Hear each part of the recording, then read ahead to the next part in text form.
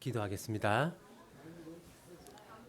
하나님, 저희 비전교회 성도들이 함께 모여 하나님을 예배하게 하시니 감사합니다. 특별히 몇 주간에 걸쳐서 예수님 탄생에 관한 말씀을 살펴보고 있습니다. 하나님이신 예수님이 이 땅에 오신 과정을 저희들이 살펴보며 하나님의 은혜를 깨닫고 또 저희가 어떻게 살아야 하는지 이 말씀 속에서 깨닫게 하여 주십시오. 오늘과 내일 성탄절을 맞이하여서 우리 주일학교 아이들과 함께 교회에서 시간을 보내려고 합니다.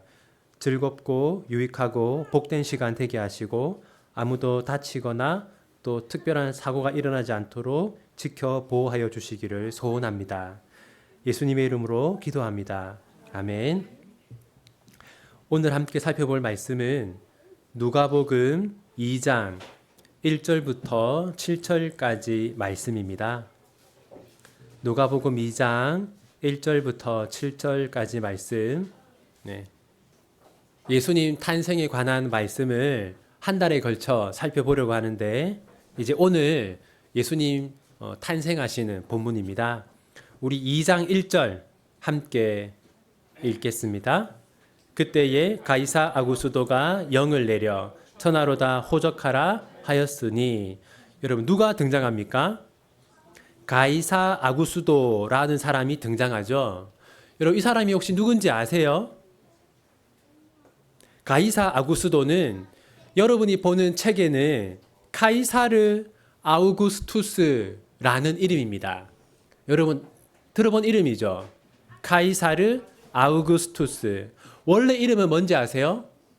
원래 이름은 옥타비아누스입니다. 옥타비아누스. 여러분 카이사르라고 하는 사람 알죠? 네. 카이사르의 양자가 옥타비아누스인데 원래는 카이사르가 로마 황제가 되려고 했어요. 근데 카이사르가 어떻게 되었습니까? 네, 암살당했죠. 그래서 카이사르의 조카였던, 그러니까 양자였던 옥타비아누스가 로마의 첫 번째 황제가 되었습니다. 이 카이사르 아우구스투스는 로마의 첫 번째 왕이고 또 역사상 가장 존경받는 로마 황제입니다. 여러분, 왜 갑자기 로마 황제를 소개할까요?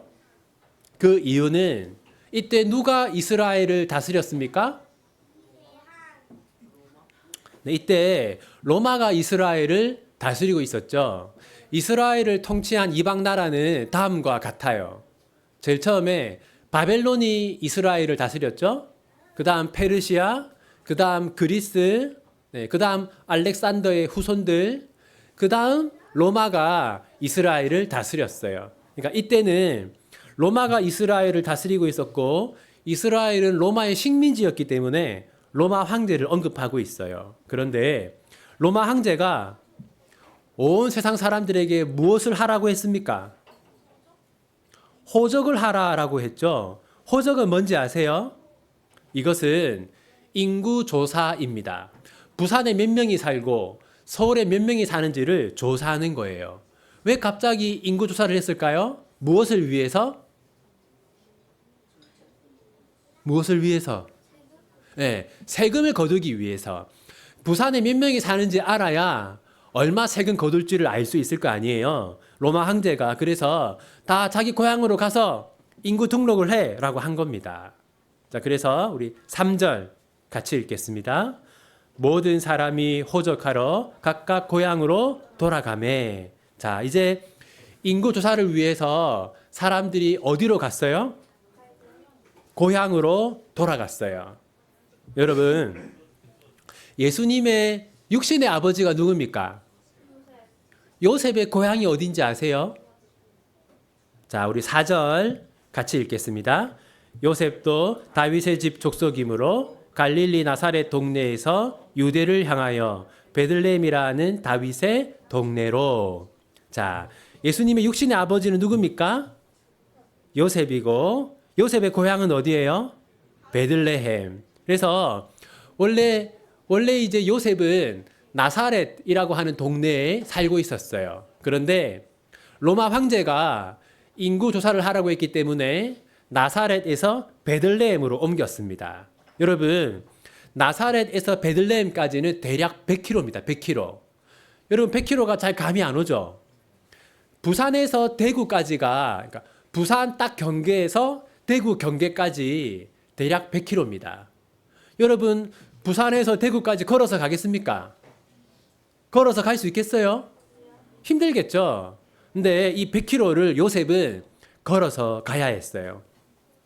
근데 여러분 로마 황제가 요셉을 인구 조사를 위해서 베들레헴으로 가라라고 한 것 때문에 이루어진 하나님의 말씀이 있어요. 뭔지 아세요? 자, 여러분 한번 여러분 성경책 찾아보세요. 미가서 5장 2절. 자, 여러분 성경책 미가서 5장 2절 찾아서 한번 표시해 두세요. 우리 김다솔 어린이는 성경책이 없습니까? 자, 미가서 5장 2절. 중요한 말씀이니까 여러분 표시해 놓으세요. 구약 성경 저 뒤에 있습니다.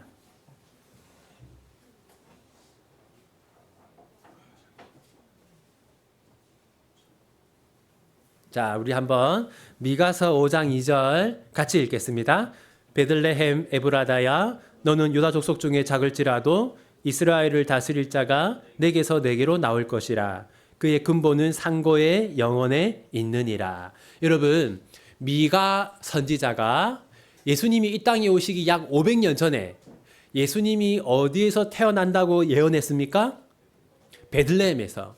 하나님은 미가 선지자를 통해서 예수님이 베들레헴에서 태어날 것이다라고 말씀하셨어요. 몇 년 전에?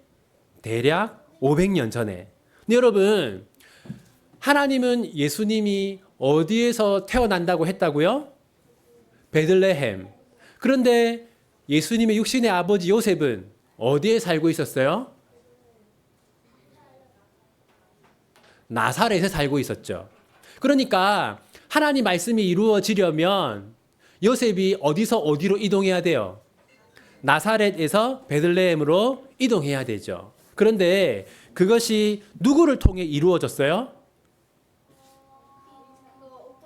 네, 로마 황제를 통해서 하나님의 말씀이 이루어졌죠. 그러니까 하나님께서 하나님 말씀이 이루어지게 하려고 로마 황제를 사용한 거죠. 자, 그 다음 5절 함께 읽겠습니다.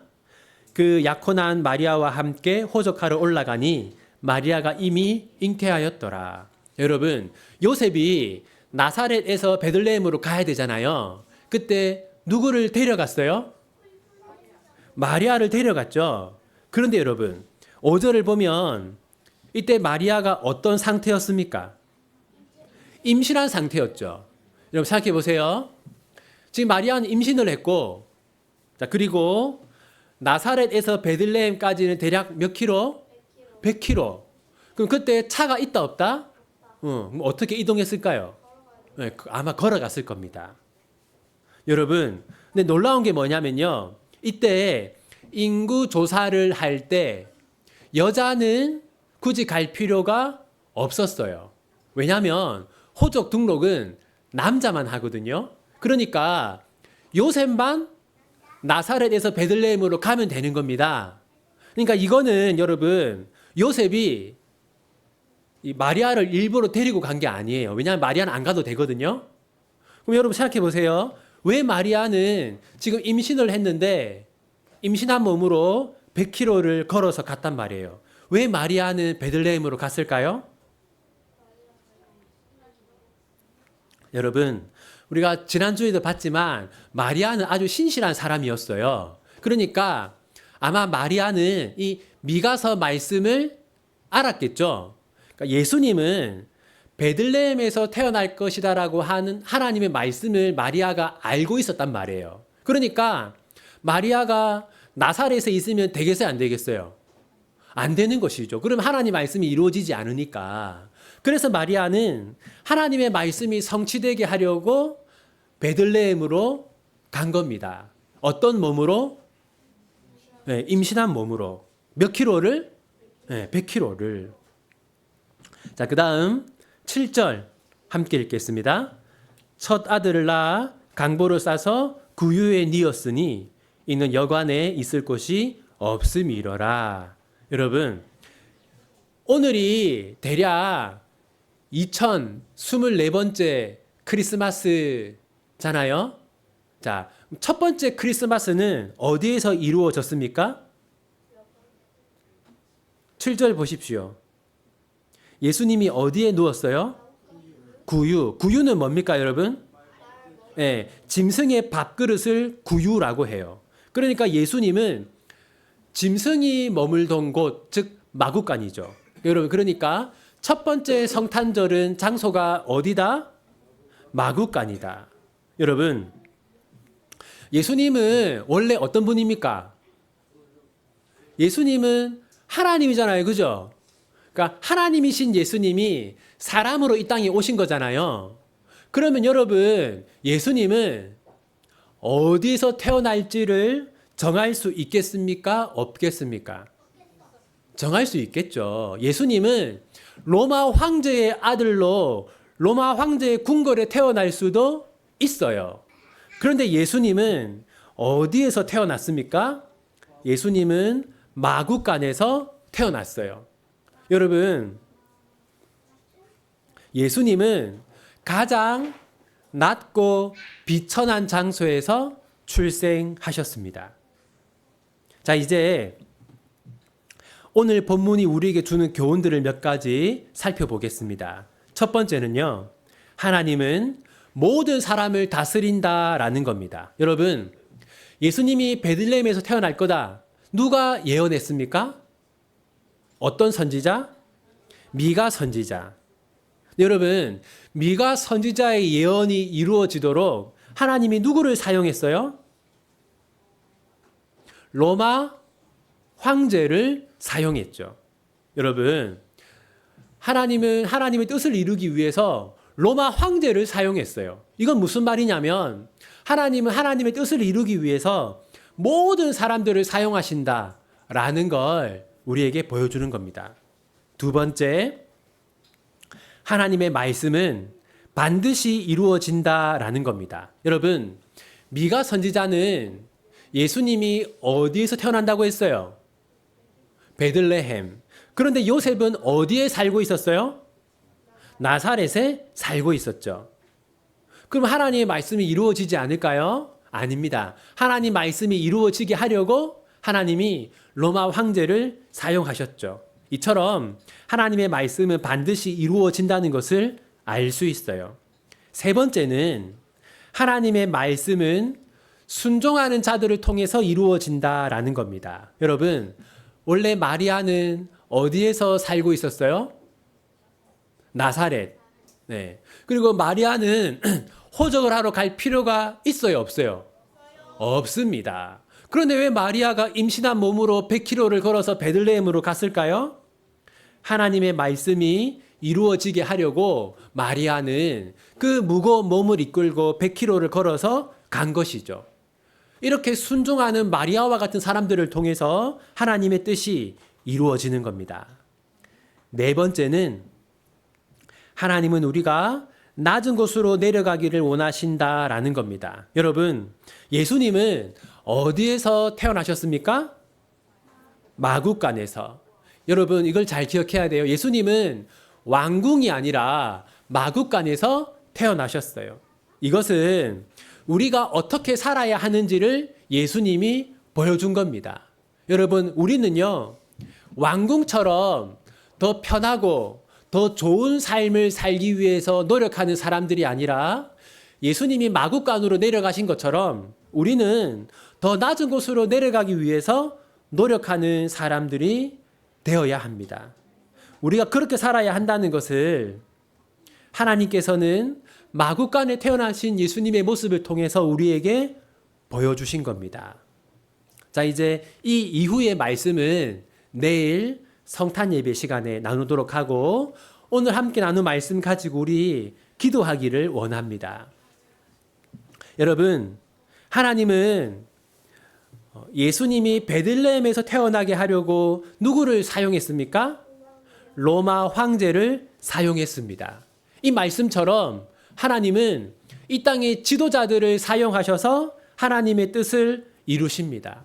여러분, 이 땅의 정치 지도자들, 그리고 이 땅의 종교 지도자들, 하나님께서 이들을 사용하셔서 이 나라가 회복되고 또 한국 교회가 회복될 수 있도록 우리 함께 이 시간 마음을 모아 기도하기 원합니다. 기도합시다.